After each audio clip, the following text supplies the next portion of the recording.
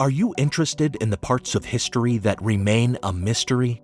Do you want to learn more about the historical myths and misconceptions used to prop up false belief today?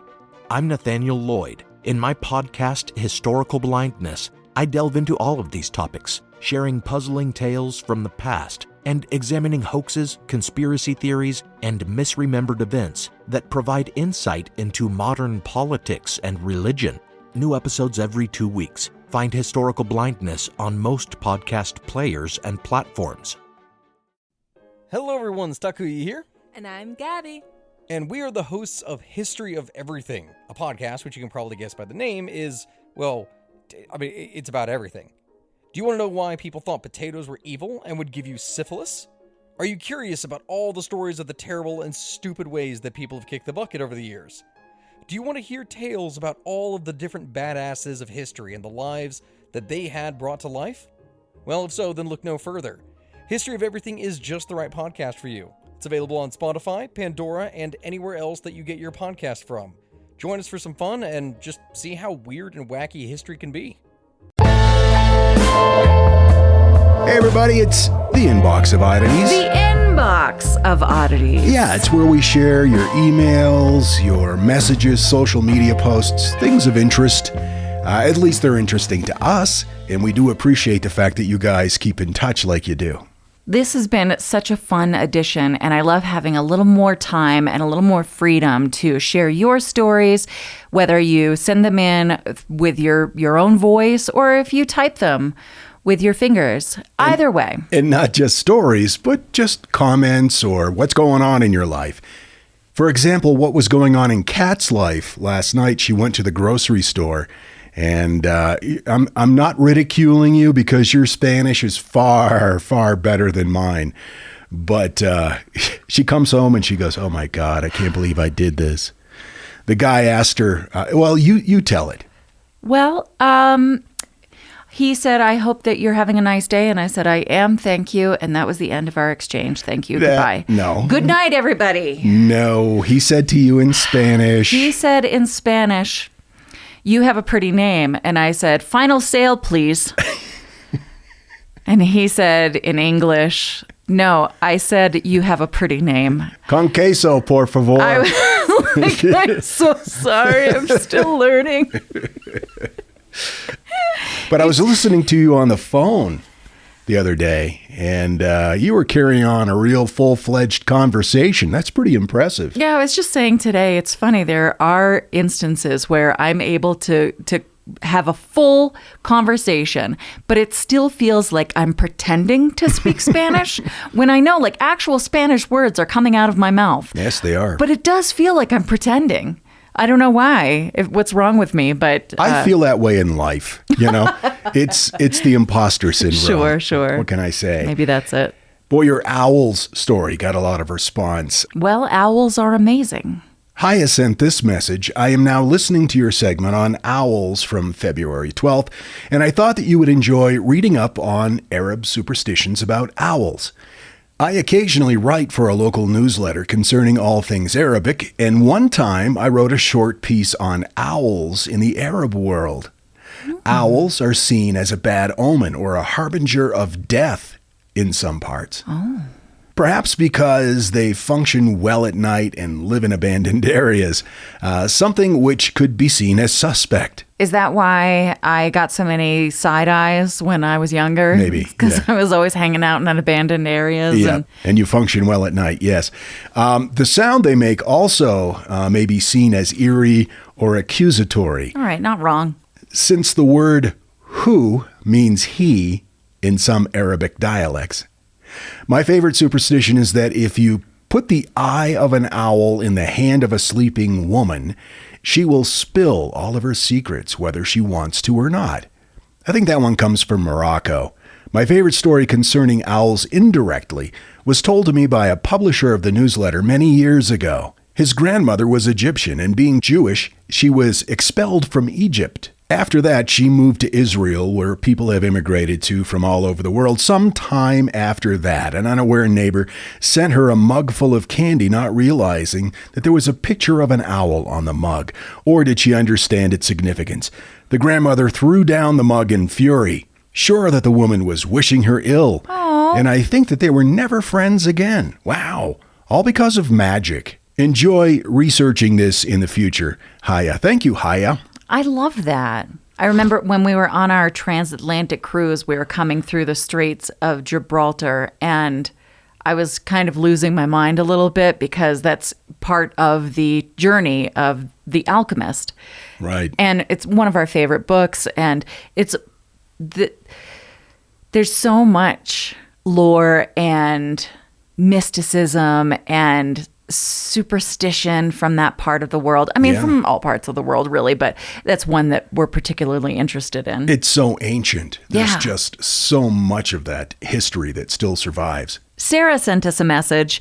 Hi there. After hearing the thing in the middle about medical typos, I wanted to share a little something to demonstrate the importance of punctuation. I'm an X-ray tech, and throughout our shift, we check out the ER tracker. It shows patients' name, age, reason for visit, and whatnot. Sometimes patients are what I call 2-for-1s. For example, they're in for a twisted ankle, but also have a cough. There's a pertinent reason that they're there, but also have something else going on. I'll never forget a couple of years ago, a patient was there with the stated complaint: sore throat, question stuck tampon. A comma separating the two complaints really would have changed the mental image. I remember being in a school play. This would have been, I don't know, junior high. And one of my classmates misread her line and read it like this: "What's that up in the road? A head?" It changes everything. Thanks for sending that, Sarah. Remember in the Halloween episode, the guy who told us about the ghost dog? It was the most beautiful story. Nilan from Sri Lanka shared this. Hi, Kat and JG. This is Nilendra, your freak from Sri Lanka. I am literally on my way to collect a parcel, which I have to collect in person. Don't worry, it's nothing freaky. It's a regular item.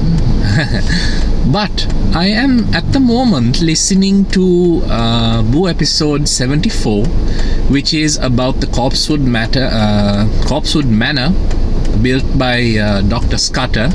Well, that sounds like a rap. Okay, so yeah, I'm listening to this story and you all talk about it being run down, and the first thing that flashes through my head is, oh, maybe someone can go and harvest those bricks. And then you all say that people get cursed by the bricks. Boo effect number 1. Second boo effect happens when you all tell that they are brutally murdered in their home during this, the lunar or solar equinox. And then I say to myself out loud in the car, oh my god, someone's gonna set this place on fire. And milliseconds later, you all say that the manor was set on fire. Oh my god, I have no idea if me listening to the box of oddities is sort of activating my telepathic abilities, but if that's the case, thank you very much. You guys are awesome. Thank you for the amazing podcast. I can't say this enough. You guys accompany me to and from office, and I love you guys. One day, someday, if you do decide to come to our beautiful tropical home here in Sri Lanka and do a live show, I don't know if there are enough of us here to substantiate that, but either way, one day if we come to Ecuador, I think that's where you all are based on your most latest episodes. I want to finish up all of the older episodes before catching up with the 600s and the 500s. Either way, keeping my freak flag flying high here in Sri Lanka. This is Nilendra De Silva signing out. Take care. God bless. Bye. This email came in from Nacho Business. Hey folks, on the latest episode of Freak Family Favorites, I was honestly surprised that Uranus's core wasn't gas. That's all. That's a good point, Nacho. We got this on the Freaks group on Facebook. On episode 322, Kat just goes, her name was Russell, in a low voice. Hold your bits for a fun story. A couple of years ago, my boyfriend spent about 8 hours on Ancestry.com while I was at work. I came home after work and he excitedly shared that he had tracked his family back to the 1600s. That's awesome, babe. Dinner, wine, bed, blah, blah, blah. At about 7 a.m., I'm waking up and I roll over to put my hand on his hip. I kid you not that I saw a cobblestone street in my stupor. Okay, Wow. Possibly a dream, but I was more awake than asleep. There appears, in my point of view, an older man wearing suspenders, a white button-down, and trousers, and he's saying something to me that sounded like a mumble. He kept repeating it over and over until it became clearer. He was repeating, "My name is Russell," over and over and over. And then he added, "Thank you." Mental note, ask Babe who the fuck Russell is. And then I went back to sleep for another hour. Rise and shine, and I say, "Hey, good morning. By the way, do you know someone named Russell?" Older gentleman? I shit you not, without missing a beat, he says, "Oh, I just found out last night that Russell is my great-great-great-grandfather." What the actual fuck, right? Wow. Yeah. Such a cool message. I wish that I had screenshotted the name of the person who sent that to us. Well, it's a great story nonetheless. Katrina fails once again. Reggie emailed us, curator at theboxofoddities.com. Hey guys, just listened to the fan favorite episode, which was a revisit to the story about the mystery vending machine in Seattle. Jethro may already be aware of this since he referred to Mr. Pibb as a wannabe Dr. Pepper, but he couldn't have been more right. Mr. Pibb was originally called Peppo and was their attempt at mimicking the Dr. Pepper recipe. Really? Dr. Pepper soon sued them for trademark infringement, and Coke then changed the name to Mr. Pibb. Thought you might enjoy that fun little fact, and we did, Reggie. Loving getting your voice messages. This one's from Shannon. Hey, Kat and JG. So I used to work as a nurse in a nursing home. It was a pretty old building. It had been in service for a number of years. I worked the night shift. One night, there was a room in the hallway about 3:30 in the morning. The call light was going off, but there was no patients in there. I walked down there, looked around, nobody was in there, looked under the beds, in the closets, in the bathroom, there's nobody there. We like to play pranks on each other. So I looked to see who was playing a prank on me, but nobody was in there. So I turned the call light off, walked out, got about halfway up the hallway, and it went off again. So I went in, explored the room again, walked back out, and got about halfway up the hallway again, and the call light went off again. So I had a CNA go in there with me, just to verify. There was nobody in there, no patients in there, nobody hiding. I knew everybody was accounted for, not in the room. This happened to us 5 times. Every time we would go in there, turn the call light off, look around, there's nobody in there. We can't really explain why it happened. I'm pretty sure there was a patient that died not too long before that, and she would get pain medicine about 4 o'clock every morning. So it was getting close to that time, so I don't know if she was wanting her pain medicine or what, but it was a pretty creepy night. Yeah, we've had a lot of people share nursing home stories that border on the paranormal like that. I mean, it really has to be kind of a hotbed for that type of activity. So many people die there. I mean, that's where they go, to die in many cases. Like the story about the cat. Remember that? Yeah, the cat that could tell when people were about to die. Yeah, he would go into a room and curl up on that bed. And shortly after that, the patient would die. It's either one of two things. He's either anticipating their shuffling off of their mortal coil, or he's somehow killing them in their sleep. I watched an episode of House the other day where a kid who had pica got sick because he ate some cat poop. And by the way, kids at home, don't eat cat poop. When Johann Rall received the letter on Christmas Day 1776, he put it away to read later. Maybe he thought it was a season's greeting and wanted to save it for the fireside. But what it actually was a warning, delivered to the Hessian colonel, letting him know that General George Washington was crossing the Delaware and would soon attack his forces. The next day, when Rall lost the Battle of Trenton and died from 2 colonial Boxing Day musket balls, the letter was found, unopened, in his vest pocket.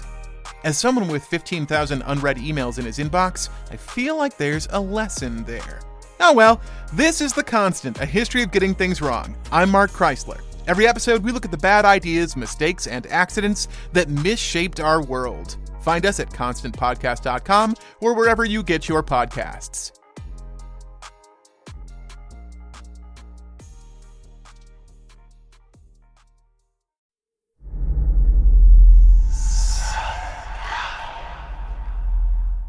Hey y'all, spooky season is here. And if you're looking for a show to whet your appetite for a little haunted history, then I'd like to invite you to check out Southern Gothic, a chart-topping history podcast that explores some of the most infamous legends, folklore, ghost stories, and hauntings of the American South. We've covered all sorts of stuff from the Bell Witch of Tennessee to the disappearance of the Confederate submarine, the H.L. Hunley. Not to mention our deep dives into the local lore of some of America's oldest and most haunted cities, like New Orleans, Charleston, and St. Augustine. So, if you're ready for a little good old-fashioned Halloween storytelling with a commitment to quality historical research, then be sure to check out Southern Gothic today. It's available now on all your favorite podcast apps. We got this message from Skylar. I just recently started listening to your podcast, so I'm only on 178. But first, I just wanted to thank you guys so much for an amazing listening experience and let you know my cats and I enjoy listening to the podcast very much. I'll share a video of Casper listening. I just wanted to tell Jethro that the story he tells about his mom and the sticky note really resonates with me. That's where your dad found a sticky note that your mom had left for him, but like right after she died. Yeah, and it was strangely appropriate. I think about that and it still gives me chills. When my grandmother was passing away from cancer, every night when we would drive the 2 hours home from Dallas and I would be worried that she had left sometime during the drive, the light would be on in my mother's china cabinet when we opened the door. This occurred to me every time we came home until the day she passed away. The light only ever came on again when I was home from school, sick, and crying in the kitchen, making a grilled cheese, thinking about how I wish my me-mom was around to make me some Jell-O. One moment it was off, and then through my sniffles, I heard the click of electricity. And when I turned, the light was on, and I had goosebumps, although the good kind. His story makes me think of that every time I hear it. Anyway, thank you guys so much for your podcast. It's helped me tremendously as I navigate through the grief of losing my cat of 20 years, Boo. Spooky, Casper, Forest Paw, and I are flying our freak flags high. Her cat was named Boo? Mm-hmm. Aw. Nikki writes, Hola, Freak Ma and Pa. Just listened to episode 613 and had to chime in because I live in Salem, Oregon. Oh, hey! That's the episode about the cremains being found in the basement of Oregon State Hospital. Loved the story on the state hospital. And maybe I missed it, but I don't think you mentioned the beautiful memorial they created for those folks. No, I didn't see that. They include a link to it. And then goes on to say, also owls. Salem has a fun history of people being attacked by very territorial great horned owls in a couple of parks, to the extreme that at least 2 of them have installed my favorite warning signs ever. Attached is a picture of one for your enjoyment. And it's one of those yellow caution signs. And it's a little man being attacked by an owl. I love that.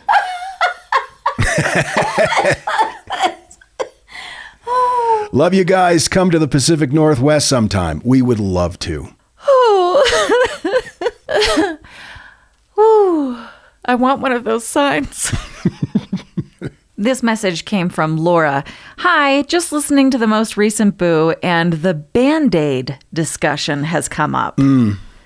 That's when I found a Band-Aid in my coleslaw. Yeah, it reminds me of when I used to work in a deli. My boss lost his car keys, and after several days, we did find them at the bottom of a 5-gallon bucket of coleslaw. He'd been keeping them in his pocket, and he leaned over to the bucket for something, and I guess they fell in. Okay. Oh, also, I wanted to mention, too, Nikki, when she wrote in about Oregon State Hospital, she sent another follow-up email saying, also, it's haunted AF. I bet. Yeah. I want to hear more about that, Nikki. Andrea, or Andrea, or Andre A. I'm not sure because the first A and the last A are both capitalized. Interesting. Said, hey, freaks. When listening to the inbox of Oddities, number 3, JG talked about finding porn in the shed wall. Yeah. Here's my boo effect / deja vu. My husband found some VHS porno in our attic ceiling. Not just 1, but 5. Wow. And if my memory is correct, one was called Rain Women, too. I wonder how many Rain Womens there were. What does that even mean? I don't know. I can't appreciate that. I like a good porn pun. Maybe it was a takeoff on Rain Man. It's still not very good. No, it's terrible. My stepkids also found a creepy suitcase in the basement filled with condoms, panties, and porn magazines. Oh my God. Let's just say I made that suitcase disappear quickly. I don't know who lived in our house before we bought it, but they had some very interesting taste. We found old school batteries, and I'm also 70% sure our house is haunted. Oh. But that's another story for another day. Thank you all for the entertainment and the new knowledge. As a friendly vampire, aka laboratory technician, I like to tell my victims some interesting did you knows. I hope we can help with that. It is our mission in life to supply you with all the did you knows you need. We get an email from Jennifer. Hi, Kat and JG. I've just had my first boo effect.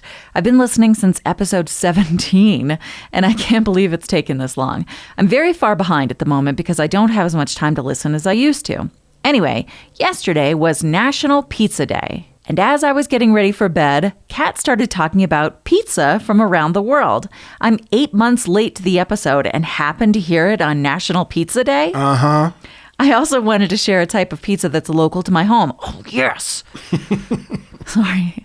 I really like regional food things. I don't know. I just think it's interesting. Utica, New York has a type of pizza called a tomato pie. It's a thick, doughy crust with a generous amount of tomato sauce and a bit of Parmesan cheese sprinkled on top. And it's served cold. Huh. It's almost like an appetizer here if you're having a potluck. I guarantee someone will bring one. Good luck with the move. Proudly flying my freak flag, Jen. That's interesting, Jen. Now, when she says served cold, does she mean refrigerated or just room temperature? I'd be interested to find that out because that sounds pretty good. You know what it reminds me of is the tomato bread from Jaleo. Oh, yeah, yeah. That's a Spanish thing, right? It's kind of like their bruschetta. I think so. Also, when you say thick, doughy pizza, it reminds me of the Detroit-style pizza that you used to get in Orlando. That's not thick and doughy. That's thick and crispy and greasy. I love that. Oh, it's the best. Colton from Saskatchewan said, hey, Kat and JG, I've been trying to catch up to your newer episodes, and upon listening to Box 609, Frivolous Crab Litigations, I experienced my boo effect. Over the past few nights, I'd been watching the Indiana Jones movies with a friend because she hadn't seen them. We finished The Last Crusade the night before, and we're going to watch Kingdom of the Crystal Skulls next. Nice. And lo and behold, JG's story, Box 609, was on the Mitchell Hedges Crystal Skull. Ooh, spooky. Mm-hmm. Thanks for doing what you do, and keep it up. You make my work days fly by. Colton from Saskatchewan. I still haven't seen the most recent Indiana Jones. I've heard mixed reviews on that. I haven't seen it either. I don't trust anyone's reviews on anything. Plus, anything that has Harrison Ford in, you're all for anyway. It's true. He's pretty cool. Kylie sent us a message. So, something horrifying happened to me today. More horrifying than hearing a disembodied, I love you, baby. Remember Kylie sent in that? Yeah, okay. Just to give you a little background, my daughter goes to a primarily French-speaking school. I speak almost no French, unfortunately, so there's a bit of a communication barrier between myself and her teacher. If I need to talk to the teacher, she usually speaks in broken English, and I try to contribute a French word here and there. I'm learning, but it's not going well. Anyway, sometimes... I feel you. Yeah, no, I get it. Sometimes they teach the kids how to cook a simple dish, and today they learned how to make spaghetti. I told the teacher that I knew my daughter had to have been excited because we love eating pasta at our house. Well, that's what I tried to say. Mm-hmm. Since I try to use French words when I can, I switched out for what we say in English, pasta, for what the French say, pâtes. The only problem is I've only ever seen that word written down. So to me, being terrible at French, I thought it was pronounced pâté, which is how I would think it was pronounced. Sure. I was way off, Kylie says. The actual pronunciation is supposed to be closer to pâtes. The French word I actually said is péter, which translates to fart. I told this person we were eating fart at our house. And enjoyed it. Just a singular fart. I get it. No, I feel you. Yep. I do. I was trying to express to somebody in Spanish that because it was so hot outside, I wish I had worn shorts instead of pants. And it came out as saying, my pants are on fire. Or something like that. Well, to do with the temperature, something we've learned since we've been here is in Spanish, you don't say, I am hot. You say, I have heat or something like that. But if you say, I am hot in Spanish, it translates to them as I am horny. I am horny. And so we try just not to mention our personal temperature at all. Yeah, in fact, we avoid talking about the weather entirely because there's too many potential pitfalls there. Anyway, we've enjoyed sharing these messages with you, and if you would like to send us one, perhaps it'll end up on our next Inbox of Oddities episode. We particularly enjoy when you guys record them yourselves. We love to hear your voices. And yeah, I know, your voice is terrible. No, it's not. Everybody says that. Speaking of which, Shannon, you have the most precious voice I've ever heard.